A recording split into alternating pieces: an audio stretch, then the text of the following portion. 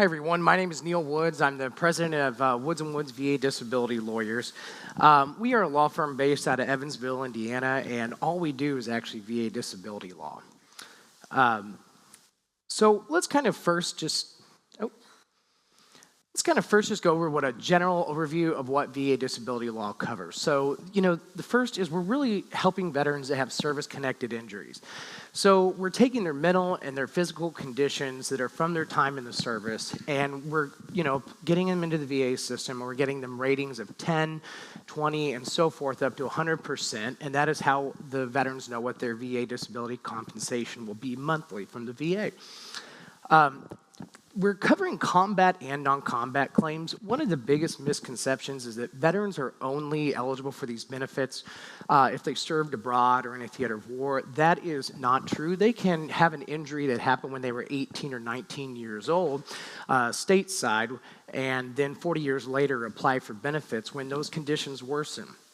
One of the things here in VA law that we really liked a lot is the standard of proof. In 2008, that was the first year that the lawyers were actually able to charge fees for these cases.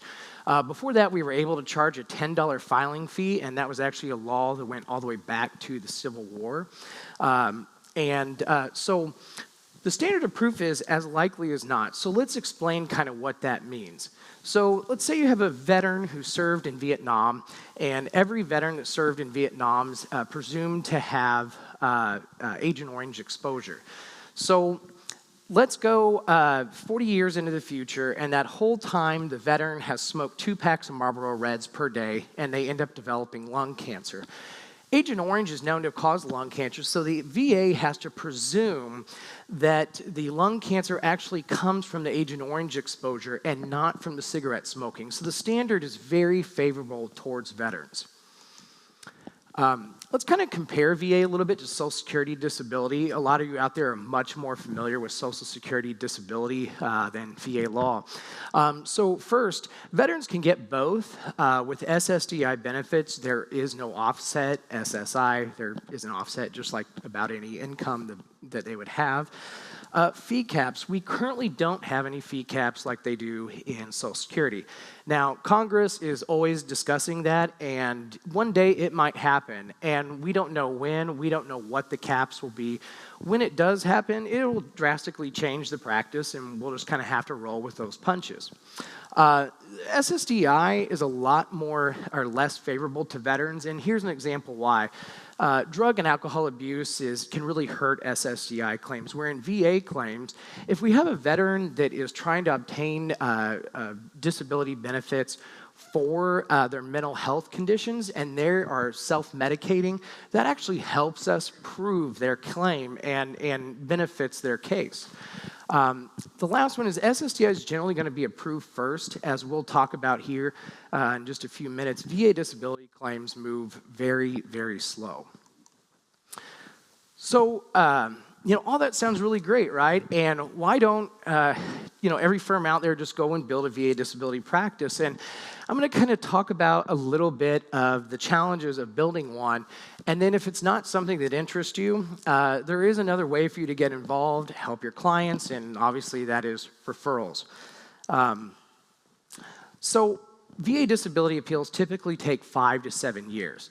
And the case expenses, that's just where I'm going to start here on cash flow issues, because that's what really kills VA firms when they're trying to get off the ground. For 5 to 7 years, you're hiring oncologists, psychologists, MDs, vocational experts, and so forth. And, at the end of the 5 to 7 year, cycle of those cases, you're going to have millions and millions of dollars tied up in just case expenses. And then on top of that, our clients, we only have about a 50 or 60% payback on those case expenses. And the reason being is that actual fees come directly from the VA. So, we don't turn them over to collections or anything. We just kind of let it go. I'd rather get the 5-star Google review than a, nasty letter from the client. So this shows you how slow VA is. A decade ago, 10 years ago, the cases I signed up, I still have 9.1% of them pending at the VA for final decisions. Then to give you an idea how slow it moves, 15.6% of the claims open in 2015. So Between years, if you look back 8 and 10 years, they only moved about 6% of the cases that we signed up. So you can start imagining what that does to your cash flow at your business.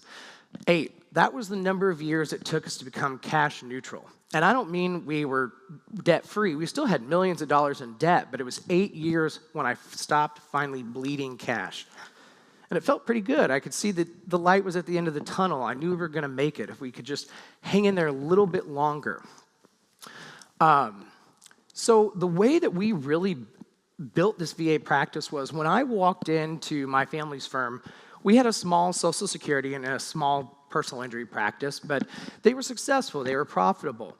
I really knew that we should move the firm in this direction of VA disability law. I'm glad we did now.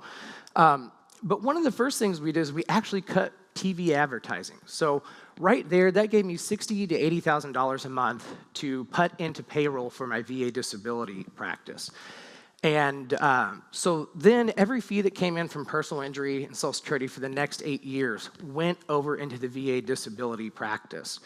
And one of the ways that we really built this firm was referrals from hundreds of firms across the country. And the reason I did that is because I knew we would have no marketing expenses until we had a cash flow.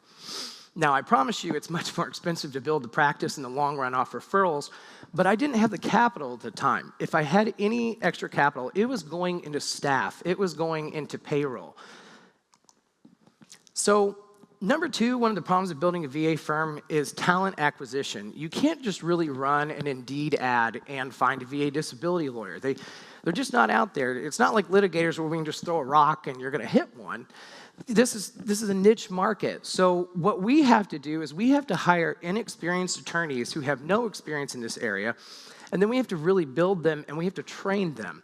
And that takes a long time. Our attorneys are not touching cases for really about 2 years before we get them in and train. That's when they're finally just starting to really handle some cases on their own and not having somebody looking over their shoulder on everything they're doing.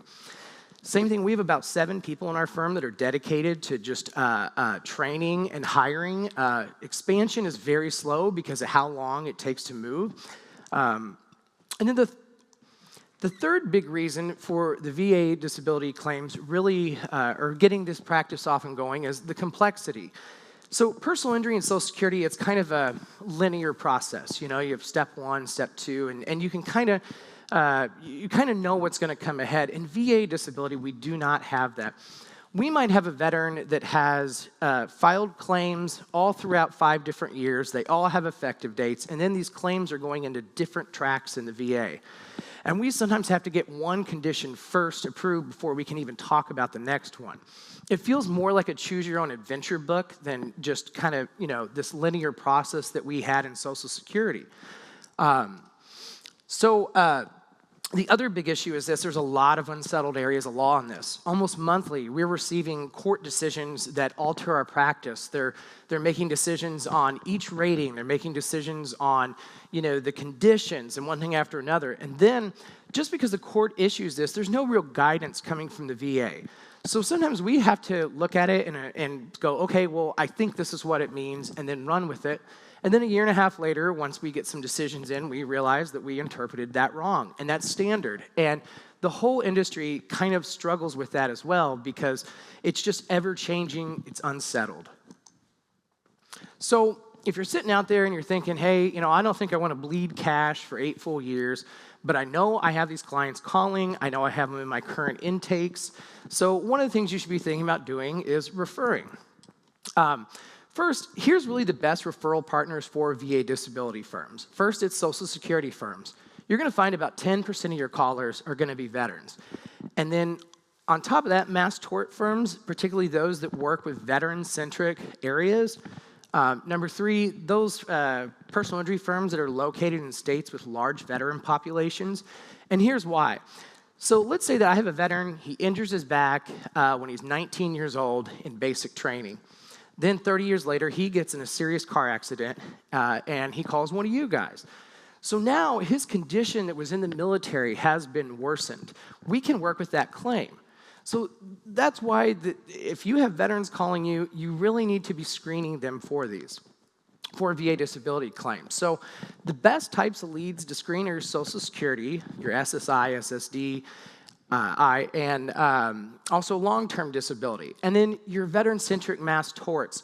Camp Lejeune, almost every single one of your Camp Lejeune referrals should have turned into a VA disability referral and sign up as well. And here's why. You have a veteran who has service-connected injuries, and now the laws have changed where they've presumed that these conditions are coming from the toxic exposure there. The other one is 3M earplugs and also PFAS forever chemicals. And this mass tort cycle for veterans is going to continue. It's going to grow. And here's why. Because veterans, you have this one class of people. They're in the same places together. They're using the same products and so forth. So this is not going to be the end of veteran-centric mass torts. We fully expect, particularly the toxic torts, to really pick up as the years go on and the laws liberalize for veterans in this area. So here's really how simple it is to look for these. Now, I want to be clear, this is a Woods & Woods specific questions here. So if you're working with another firm, this is not what you should use. But it's this simple in your screening. It's, are you a veteran? Because that's obviously a requirement to get veterans benefits. Did you quit working permanently? And then can we refer your claim? So think about if you're a Social Security practitioner out there today, everyone calling you that's a veteran has generally quit working and they have disabilities. You need to be sending them out to a VA disability firm. So if some of you out there kind of treat referrals like our firm does, we don't just send them out. We actually look for them. We screen for them. We add them into our marketing mix. We actually work for them. So lead generators, we've not had any firms or us really have good luck with lead generators. And here's the reason why. It's a niche practice. In Social Security, personal injury, they have a lot of clients that do that same area, and they can probably get you the kind of cases you want because they've worked with personal injury and Social Security firms before. So the second one is TV advertising. So how many of you in here have ever seen a VA disability lawyer ad on TV? Anybody? Either no one's going to participate or you have seen what we've seen. TV advertising makes the phone ring in VA disability off the hook, but here's the issue. Veterans benefits is this huge category, and VA disability is this tiny subsection of it. So when you TV advertise, you start getting phone calls for GI bills, state and federal veterans benefits, healthcare issues, service dogs, wheelchair ramps, home alterations, which are just things we cannot help with. So TV advertising make the phone ring off the hook, but they are generally not quality. Over here, screening existing leads, that's something you should be doing. Squeeze that blood out of the turnips. You already have these callers. They're reaching out to you. Number two, on your website and organic traffic, a lot of you have really strong local brands. And you need to be leveraging that in Google for VA disability as well as just another referral type. Same thing with newsletters and mailers, particularly for those of you that live in areas or practice out of areas that have really high concentrations of veterans. A lot of towns don't even have a VA disability lawyer because it's this niche market. Every VA firm is basically handing them on a nationwide basis because a lot of these towns, there aren't any local ones. So here's some other questions to ask the firms that you think you're going to refer to. And the first one is, are you financially stable?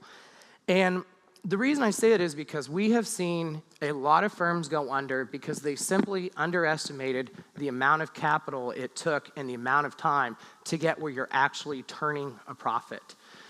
Number two, how long has your firm been practicing VA law? So we have seen dozens and dozens of PI firms get into this area, and then they kind of realize this isn't for them for many reasons. One is no money's coming in. They're 4 or 5 years in. They've blown through millions of dollars, and they don't, so that's kind of important. Make sure they're in it, and they're going to stay in it.